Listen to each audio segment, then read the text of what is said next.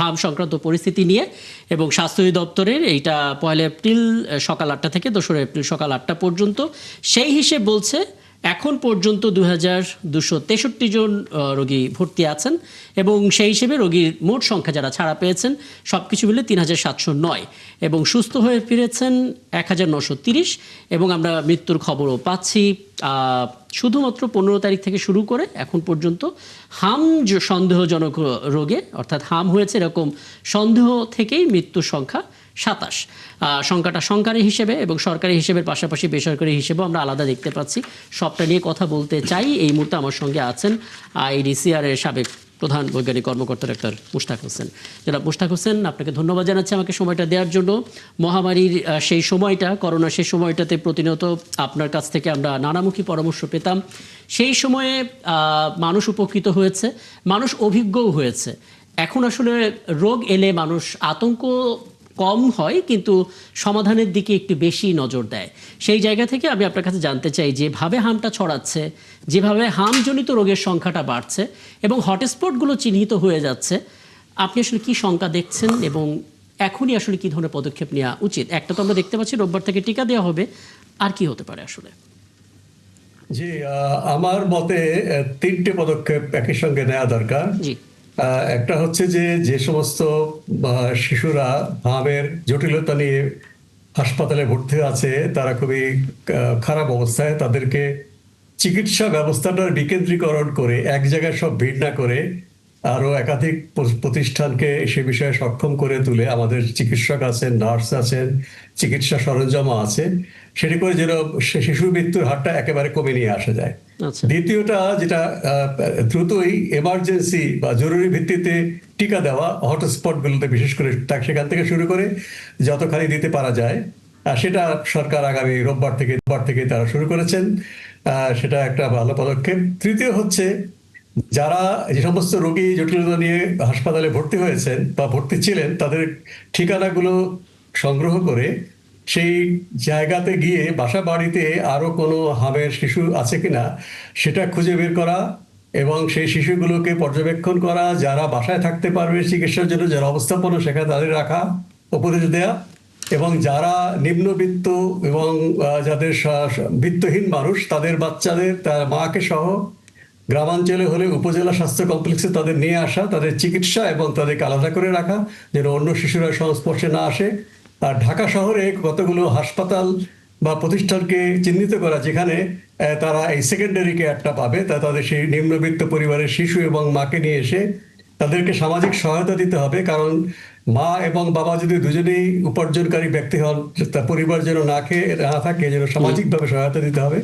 এইভাবে রোগীদেরকে চিহ্নিত করে আলাদা করে রাখা, চিকিৎসা দেওয়া, টিকা এবং দ্রুত হাসপাতালগুলোতে চিকিৎসা বিকেন্দ্রীকরণ করে রোগীদেরকে সারিয়ে তোলার চেষ্টা এবং মৃত্যুটা কমানো, এই 3টা যদি জরুরি ভিত্তিতে আমরা করি তাহলে আমরা 1 মাসের ভিতরে এই ফলাফল পাবো। এছাড়া দীর্ঘমেয়াদী পদক্ষেপ তো আছেই। চমৎকার। হ্যাঁ, আমার সঙ্গে সিনিয়র সাংবাদিক ইলিয়াস খান আছেন, তিনি কিছু জানতে চাবেন। তবে তার আগে একটা বিষয় একটু জেনে নিই ছোট করে। এটা অনেকে জানতে চায় জনাব মুশতাক হোসেন, যে সমস্ত শিশুরা ইতোমধ্যেই হামের টিকা নিয়ে ফেলেছেন এবং তাদের সময়টাও পার হয়ে গেছে, প্রায় 2, 3, 4 বছর হয়ে গেছে বা আরও বেশি। তাদের কি দ্বিতীয়বার হামে আক্রান্তের সম্ভাবনা আছে কিনা, যে কারণে তাদের এই নতুন টিকাটাকে নিতে হবে?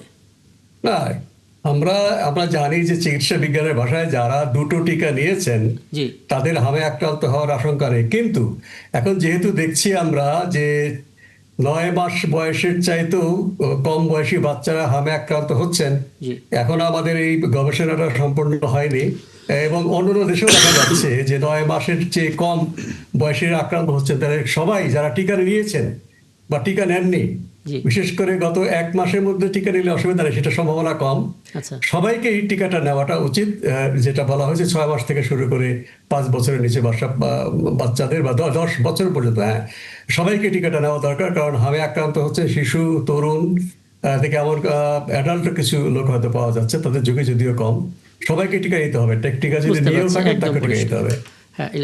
না, আমি জাস্ট জানতে চাচ্ছি যে হঠাৎ করে এই সংকটটা সৃষ্টি হলো কেন? আমরা শুনেছি যে আগে যিনি স্বাস্থ্য উপদেষ্টা ছিলেন অন্তর্বর্তীকালীন সরকারের আমলে, তিনি যথাযথভাবে কাজ করেননি বা এ বিষয়ে নজর দেননি, এই কারণে এটি হয়েছে। আসলে কি তাই? না, কোনো ব্যক্তি বিশেষ, হ্যাঁ উনি দায়িত্ব ছিলেন, নিশ্চয়ই তাকে তো সব দায়িত্ব বহন করতে হবে। এখন যিনি দায়িত্বে আছেন তাকেও দায়িত্ব বহন করতে হচ্ছে। আসলে এই একটা তো হচ্ছে যে আমাদের অন্তর্বর্তীকালীন সরকারের সময় একটা গণঅভ্যুত্থানের পরে কাজের ধারাবাহিকতায় ছেদ পড়েছে। এর আগে কোভিডের সময় কিন্তু বাংলাদেশ সহ সারা বিশ্বে এই টিকাদানের হারটা কম ছিল।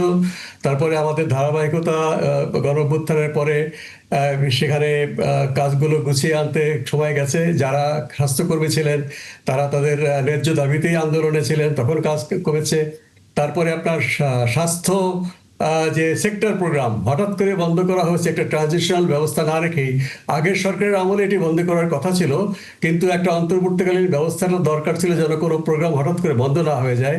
সেই কারণে টিকা কিনতে চেয়েছিলেন অন্তর্বর্তী সরকার সরাসরি।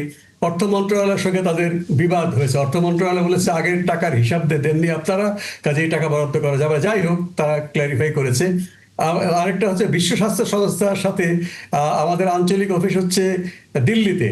ভারতের সাথে সম্পর্কটা বেশ জটিল হয়ে গিয়েছিল, এবং যিনি আমাদের বিশ্ব স্বাস্থ্য সংস্থার পরিচালক এই অঞ্চলে তিনি ছিলেন, যিনি পদত্যাগে বাধ্য হয়েছিলেন, তার কন্যা, তিনি বাংলাদেশে একটা মামলার আসামি ছিলেন। তার সঙ্গে সরাসরি বাংলাদেশ সরকার কোনো রকম যোগাযোগ সঙ্গত কারণই করতে চাননি। জি। এসব কিছু কিছু কারণ আছে, তবে মূল কারণটা হচ্ছে টিকার কাভারেজটা যদি আমি 95% করতে না পারি, তাহলে কিছু শিশু থেকে যায় যারা ঝুঁকি তৈরি করে পরবর্তীতে। এটা বছরে বছরে জমতে থাকে।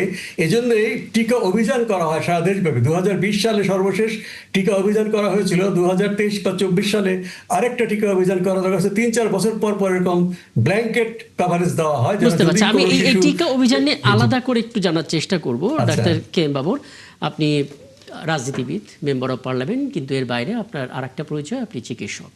এবং ঠিক এই মুহূর্তে হাসপাতালগুলোতে যে ছবিটা দেখতে পাচ্ছি, সবচেয়ে বড় কথা, আমরা যদি রাষ্ট্রের কথা চিন্তা করি, বলা হচ্ছে এটা এখন হামের হটস্পট। এটা প্রশংসনীয় যে সরকারের পক্ষ থেকে আনুষ্ঠানিকভাবে টিকা দেওয়ার একটা উদ্যোগ নেওয়া হচ্ছে, এবং রোববার থেকে সবকিছু ঠিকঠাক থাকলে কি প্রক্রিয়ায় দেওয়াটা জরুরি, আসলে দেওয়াটা মানে ভালো ফলাফলটা মিলবে আসলে কোন প্রক্রিয়ায়? আসলে মনে করেন যে এই প্রাদুর্ভাবটা হঠাৎ করেই, এই সিমটম এইগুলো গত সপ্তাহ থেকেই শুরু হয়েছে। তা আমি মনে করি যে হটস্পট যেগুলো আছে ওখান থেকে শুরু করে সারা বাংলাদেশে হামের টিকার আওতায় নিয়ে আসতে হবে। মনে করেন আপনি একখানে হটস্পট শুধু রাজশাহী দিলেন, আর অন্য বরিশাল অঞ্চল, খুলনা অঞ্চল দিলেন না, 1 মাস পর ওইখানে তো হতে পারে। এই জন্য আমি বলবো যে হটস্পটে প্রথম ভ্যাকসিন দেওয়া শুরু করে সমস্ত বাংলাদেশে।